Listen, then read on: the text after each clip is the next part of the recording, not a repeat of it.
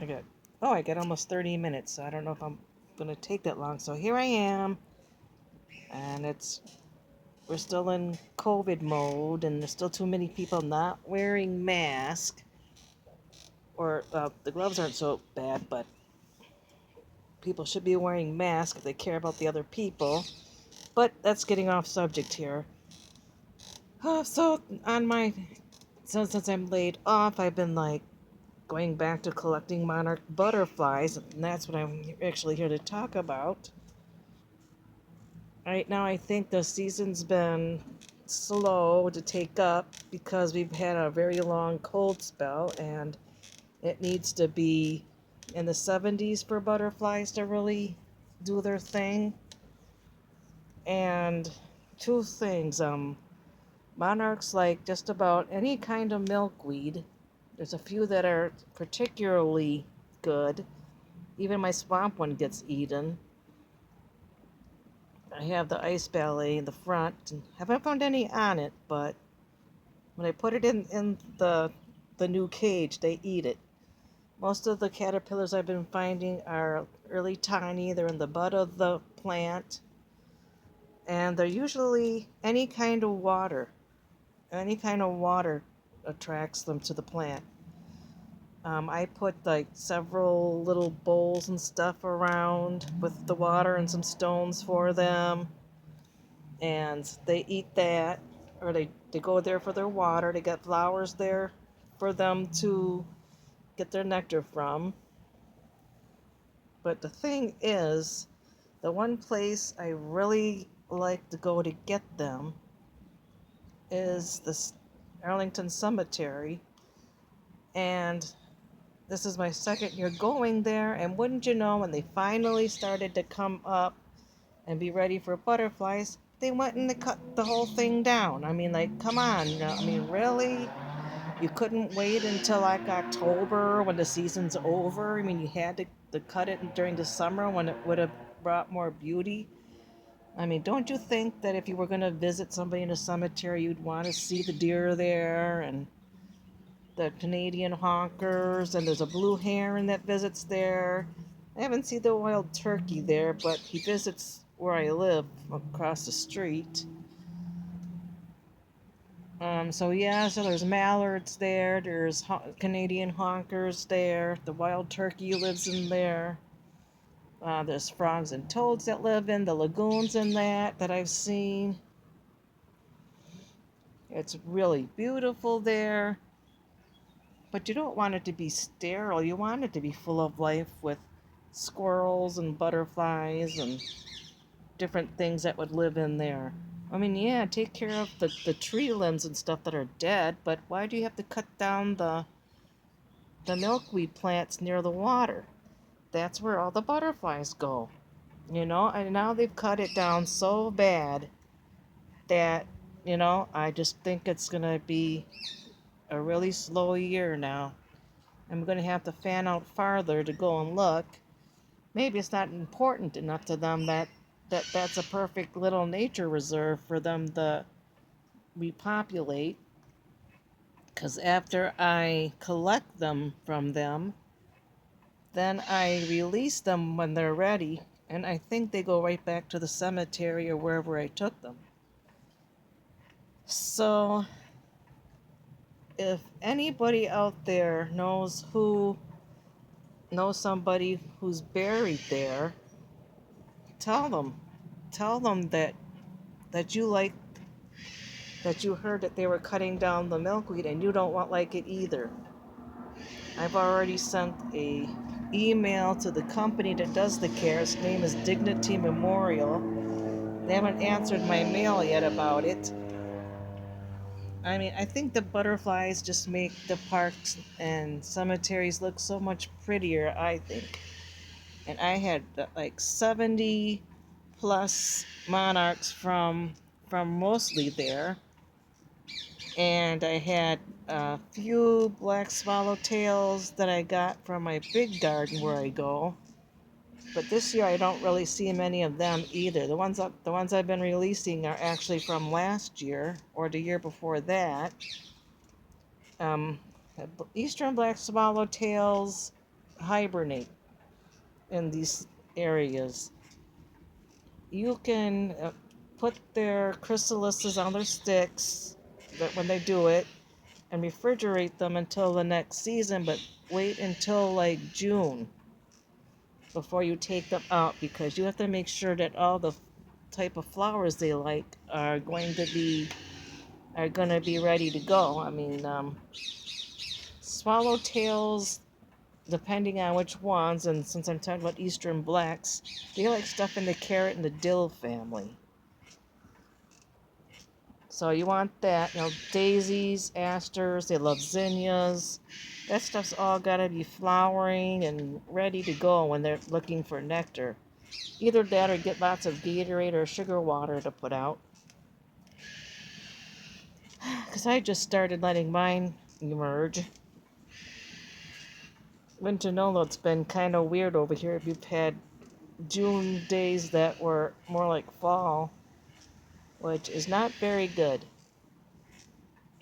So, again, if you like doing what I do, for something to do, monarchs and the other butterflies, if you haven't noticed, are really on the low right now.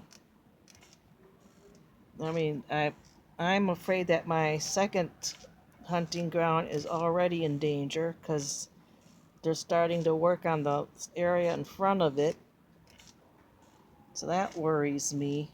My new third place, I think it's pretty much okay there, but they should put water on. You're not going to get a lot of monarchs if you don't at least have a little water going over the rocks and stuff where it is. It's a good place to look. So that's all I'm going to say is, you want butterflies to visit a garden, you definitely have to have some kind of water supply. Doesn't have to be deep because you don't want them to drown. You put rocks or something in there for them to sit on, and they'll use it. They'll use it. So please, I know with everything going on, maybe you don't think this is important, but think about it. The bees are almost gone, and butterflies are pollinators too. If we don't start supporting our bees and our butterflies, how's our food going to grow? How are the flowers going to keep growing? What kind of world would that be? It's just like with other endangered animals. Once they're gone, they're gone. It's going to be a long way to get something back. So, yeah, wherever your loved ones are buried, see if they have a stream or a lake or something nearby, and see if it has milkweed. And then check the milkweed to see if it is getting populated by monarchs. I bet it's still slow. At least if you're here in Wisconsin, it is. Maybe not in other areas, like in Brown Deer, and that they might be still pretty strong. But up here in Milwaukee, they are slow. So you have to have water, you have to have the right host plants and the right food plants for whatever butterflies you're collecting. I have not seen any tiger swallowtails or zebras like there should be. I think maybe I saw one last year, but none this year so far. I saw one monarch and one black one to start the season. I seriously almost think that the ones I'm doing are almost all that there are. And partly that's because there's not enough places for them to go. And the second thing is just because you have the plant there, they're not gonna use it. The places I found that don't have the water supply, they don't show very many signs that they're being utilized. Even if it's a distance from where the water supply is, there just not much signs that monarchs are using it. So you have to have a waterway station for the monarchs near their plants, because that's like a magnet for them to have those two together. I usually have pretty good success. Well, I can't wait to see if my little way station that I made up in the front yard here is gonna draw more. Yesterday, one of my releases actually used one of my water bowls, and I've seen bees using it, so that's a good thing. As long as I don't get stung or anything, it's good. Um, so please, wherever you are, get a very deep pot. Buy some milkweed. The tropical is really pretty and it's supposed to be really good. The orange flowering is a really good attractor. The common kind is seems to be the favorite from what I see. All it takes is a few cuttings and to grow some roots. Or in the fall, wait for the pods to open up and spread their seeds. And before it does that, collect a pod. There's a lot, maybe 50 to 100 seeds per pod. I could be wrong, but one pod will supply a lot. And you can put those seeds in a deep container and let them grow by planting them in the fall so that they can stratify. That's what I learned.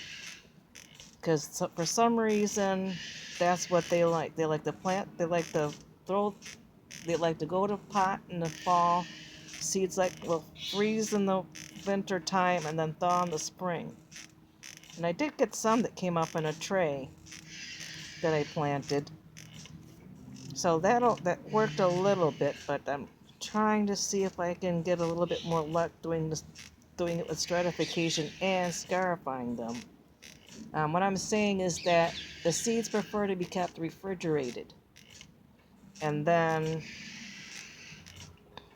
you refrigerate them for up to 6 weeks or more, and then you put them in hot water. They said to keep it in boiling water for 12 hours, but I think you would cook them doing that. It's almost just the same if you put them in a plastic bag in your car window, because the cars are like like a natural greenhouse, except for you'd have to leave some air get in there because the dirt can get moldy if it's not very airy or it's in something tight. So if you watch my other stories on YouTube, you will know that you will see me post stuff about the butterflies. I mean, it's something to do when I'm out walking, get bored just staying home, need a change of scenery, don't really want to watch TV because it's all repeats because nothing new can be made. Can't go to the show house. They really should bring back drive-in, because then people can at least drive up to a movie and watch something new. That would be great. Just bring back the old days where you went to the giant drive-in now. They would be making the money, I think. I guess you can't really do that in winter because you would use a lot of gas trying to keep your car warm. But that's what I did. I planted some of the seeds in a tray. I also put them in seed cups and put them in the car during the day because the car is like putting it in your oven on low, but it's pretty warm. But yeah, putting them in dirt in the car worked a whole lot faster. Especially the orange tropical. Orange tropical came up almost right away. I had some I put outside, and I'm trying to fix a plant light right now.